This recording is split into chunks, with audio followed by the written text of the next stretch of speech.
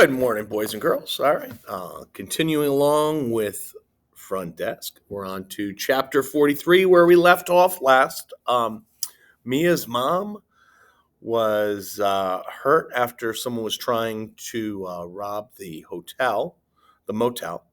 And in the process, Hank chased the guy and he ended up getting arrested because he threw a rock at the dude. And now he has to move out of the motel. But Mia's trying to think of a plan of trying to hide Hank so he could stay there. So let's see how this goes. Chapter 43.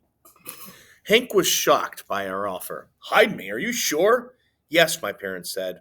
We do it all the time for immigrants from China. We just have to be very careful. What if we get caught? Hank asked. We won't tell if you don't tell, my mom said. We helped Hank clean out his stuff and move into another room. There was no way he could keep staying in room 12. Mr. Yao might go and check in there. He had to switch rooms, but not with so much stuff. Hank had a lot of junk that he'd accumulated over the years. So whatever he decided wasn't essential, we chucked. We moved his tomato plant to the pool. The rest we moved into my closet. When he was able to get his bare essentials down to one small bag, my dad handed him the key to room 5. It'll only be for a little while, Hank said, just until I get back on my feet. He was adamant about finding another job. On that front, he wasn't having a ton of luck, though. The problem wasn't finding an open position, it was that he didn't have a reference letter from his old employer. What's a reference letter? I asked him before I left for the night. He didn't seem to he didn't seem like he wanted to talk about it much. So he wouldn't say exactly. Just that it was important and he didn't have it.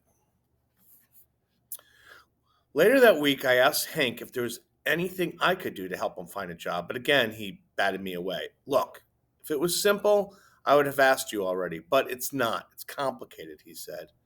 What's so complicated about it? I asked him. He shook his head. You're just a kid. You wouldn't understand. Which hurt a lot. I wanted to say to Hank, no, you don't understand. You don't understand what it's like to have to hold in your pee and make a sound when you're in the bathroom. And the popular girls walk in and start talking all about you. But I didn't say that. I crossed my arms at Hank. Try me, I said. He sighed. Most players won't hire you unless you have a letter from your old boss saying how good you were. And I don't have that, he said, frowning. Well, could you get it? I asked him. He shook his head. No, I already tried. He paused for a second and added, and that's not even the biggest problem. What's the biggest problem? I asked. The biggest problem is that on top of everything else, now I have a criminal conviction. His fight with the guys who beat up my mom meant he had a record now. No employer wanted to touch him. I can't even hide it, he said. All they have to do is run a criminal record check, and boom, there it is.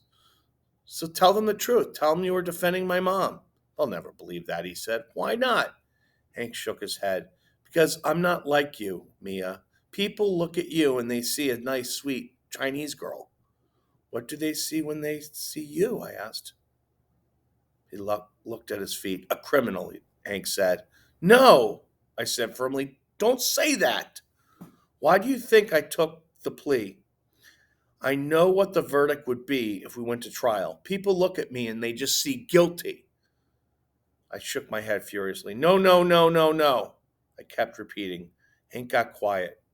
There are some things, Mia, that no matter how hard you try, you'll never fully understand.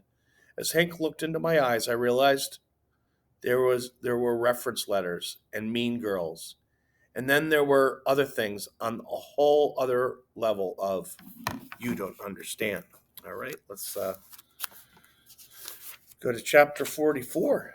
See where we're going with this. The police came over 2 days after the robbery to get my mom's statement about her attackers. She was worried about having to testify in court because of her broken English, but the police officers assured her that she didn't need to testify if she didn't want to.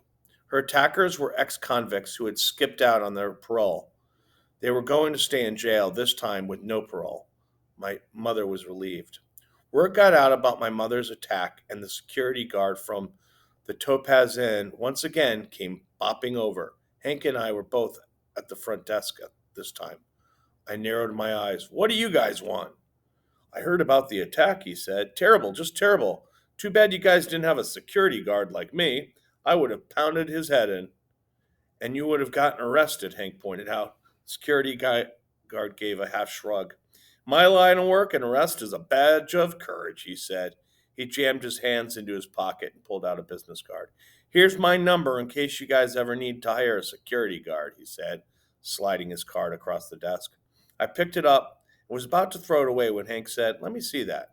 He took the card with him back to his room. The next morning, Hank came back to the front office with 4 letters. He handed them to me. Mail these for me, will you? He asked. Sure thing, I said, taking the letters from him. The envelopes were addressed to various malls in our area.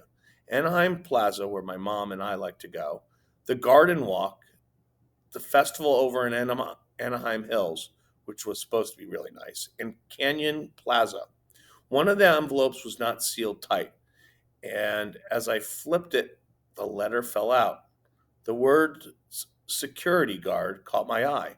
I started reading.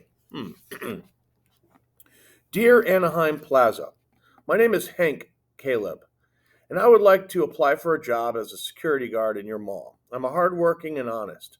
I'm also responsible and take my job very seriously. My last job was working at a gas station. I had to do many things like tend to the cash register, keep an eye on the customers. A lot of people try to steal from the gas stations, wash windshields, and check fluid levels and air pressure. During my entire time working at the gas station, I was never late once. I take great pride in my work, and I would like the opportunity to be a security guard because I like helping people and keeping them safe. If you hire me, I will not let you down. I would be honored to come in for an interview. Sincerely, Hank Caleb. I thought it was a wonderful letter, and as I read it, I wanted to run out the back, find Hank, and give him a hug. I hope they gave him an interview and didn't just write back asking for a reference letter. I started thinking some more about this pesky reference letter. If only there was a way I could help him get one. That's when it dawned on me. I got out a piece of paper and started writing. Dear employer, I would like to recommend Hank Caleb to you as a security guard. Hank Caleb has been a security guard at the Cala Vista Motel from June until now, and he is the most responsible, capable, and courageous security guard we have ever had. Recently at the Cala Vista, we had an unfortunate incident in which some dangerous people tried to steal money from the cash register. One of our managers tried to stop them and was beaten up and had to go to the hospital. Hank immediately ran after the attackers. He chased them 4 blocks. He managed to catch them and got into a fight with them. Unfortunately, some cops saw Hank getting into a fight with them and he ended up arrested. But the point is, Hank went out of his way to protect his managers when most security guards would have stayed back. You will not find a better security guard than Hank. Please find the receipt of the hospital bill stapled as evidence. If you have any questions, please call the Cala Vista at 555-281-0482. Sincerely, the managers at the Cala Vista Motel. It took me 2.5 hours and 5 drafts to write the reference letter. I didn't want the letter to sound like it came from a kid, so I borrowed Mrs. T's dictionary thesaurus again and tried to make it as good as Hank's. I substitute simple words for fancier words. All right, when you use the thesaurus, remember, more detailed words. And checked all the tenses and grammar. Finally, after proofreading it 10 times, see that, boys and girls? 10 times proofreading. That's what they do. Proofreading 10 times, I copied the letter onto 4 clean white sheets of paper. I also rewrote Hank's letters in a different handwriting and changed all the stuff he wrote about working at a gas station to working at the Cala Vista. As I was forging Hank's signature, I felt a teeny bit bad. Was what I was doing wrong? What if I got caught? Would Hank be mad at me? Part of me wanted to go over and tell Hank what I was doing, ask him if it was okay, but the other part of me worried he would say no. especially given the strict views on reference letters. As I fretted over what to do, I glanced over at my math textbook and thought of my mom. She told me once when she was a little girl, she would eavesdrop on her brother's math lessons with his tutor. Her family only had enough money for one math tutor to come by the house, and her parents didn't think it was useful to educate a girl. But my mother, because she loved math so much, refused to give up. She would listen in on her brother's lesson every week. If the tutor assigned homework, she would secretly do the homework. And here's the funny part. She would then sneak over to her brother's desk at night and change all her brother's answers to match her own, so that when the tutor came, he'd go over with him what she did wrong. In time, my mother got really good at math.